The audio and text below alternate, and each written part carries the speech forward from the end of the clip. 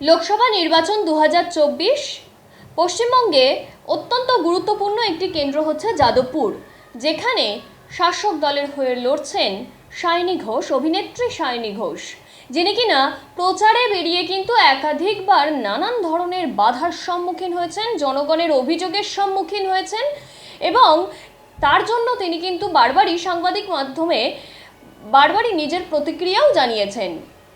কিন্তু কোনোভাবে কিন্তু তিনি তার প্রচারে কোনো অংশে পিছিয়ে থাকছেন না।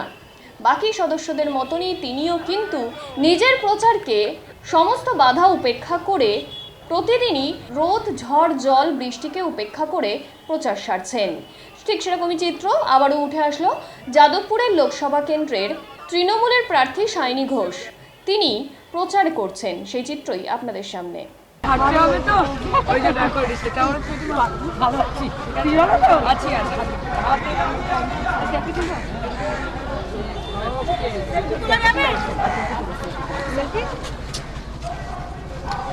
সেলফিটা কে তুলছে?